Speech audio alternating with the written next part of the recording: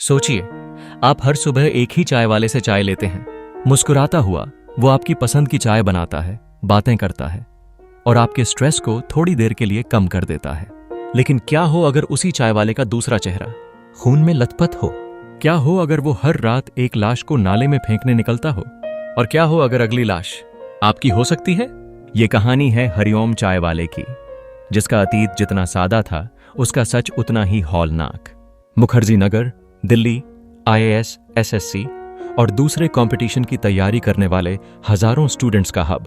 यहां हर मोड़ पर एक चाय की दुकान होती है, लेकिन एक दुकान ऐसी थी जहां सुबह 6 बजे से ही लाइन लग जाती थी। Hariom tea stall. हरिओम 45 साल का सीधा सादा आदमी, हल्की सफेद दाढ़ी, सिर पर टोपी और जुबान पर हमेशा मीठा बोल। हर स्टूडेंट को नाम से जानता था और उनकी पसंद की चाय बिना पूछे बना देता। कहते हैं ना, जो सबसे सीधा दिखता है वही सबसे गहरा होता है। हरिओम के पास एक पुराना फोन था। सोशल मीडिया से कोई लेना देना नहीं, ना कोई फैमिली, ना दोस्त, सिर्फ उसकी दुकान और चाय।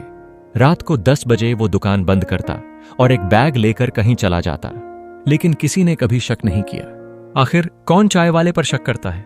एक दिन वीटेक कोचिंग नाम के इंस्टीट्यूट ने अपनी बिल्डिंग के बाहर एक नया CCTV कैमरा लगवाया। टारगेट था बाइक चोरी रोकना, लेकिन कैमरे ने जो रिकॉर्ड किया उसने सबकी नींद उड़ा दी।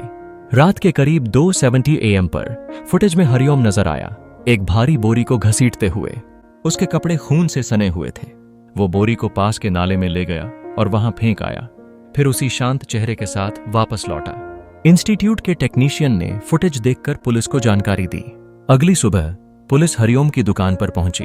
इंस्पेक्टर साहनी ने सवाल किया, हरिओम, रात को 2 बजे कहां थे? हरिओम मुस्कुराया, साहब, मैं तो दुकान बंद करके सो गया था। इंस्पेक्टर ने CCTV दिखाया। हरिओम का चेहरा जरा भी नहीं बदला। ये मैं नहीं हूं, हो सकता है कोई और हो, मेरा चेहरा मिल रहा हो। लेकिन पुलिस को शक था। फायर दर्ज हुई और हरिओम को हिरासत में ले लिया गया। जैसे ही नाले की खुदाई शुरू हुई, वहां से 6 बोरियां निकाली गईं और हर बोरी में थी एक इंसानी लाश। सबके चेहरे बुरी तरह कुचले हुए थे, पहचानना मुश्किल था। पुलिस ने लापता लोगों की रिपोर्ट मिलाई और कुछ नाम सामने आए। राहुल तिवारी, जिसने एक बार चाय वाले से झगड़ा किया था। जसप्रीत सिंह, जो अक्सर हरिओम की दुकान के पास शरारतें करता था। नीलम गुप्ता, जिसने शिकायत की थी कि हरिओम घूरता है। और बाकी 3 लोग जो अब भी अनसुलझे थे। जांच के दौरान पुलिस को एक मेडिकल रिपोर्ट मिली जो 15 साल पुरानी थी। हरिओम कभी आगरा के मानसिक अस्पताल में भर्ती था।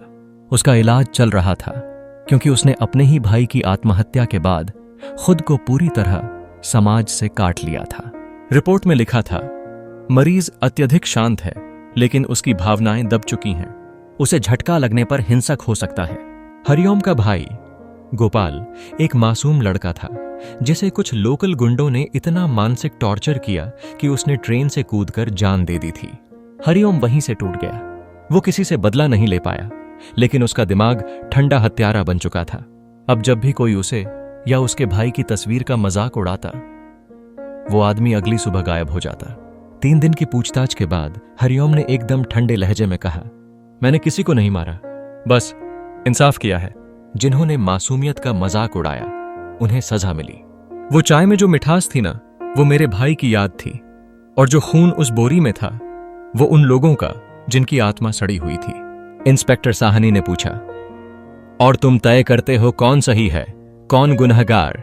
हरिओम मुस्कुराया, क्यों नहीं? जब दुनिया चुप रहती है तो इंसाफ करना किसी को तो आना चाहिए ना। मीडिया में खबर आई, सीरियल किलर चाय वाला जो रात में बन जाता था कसाई। सोशल मीडिया पर मीम्स और थ्योरीज चलने लगीं। कुछ लोग उसे विलेन कहने लगे, कुछ ने विजिलांटे कहा। कोर्ट में जब केस चला तो सवाल था, क्या हरिओम मानसिक रोगी है या एक ठंडे दिमाग वाला हत्यारा? मानसिक जांच में साफ आया, उसने हर हत्या प्लान करके की थी। मतलब वो पागल नहीं था, वो शातिर था। हरिओम को उम्र कैद की सजा हुई, लेकिन जेलर ने एक अजीब बात बताई।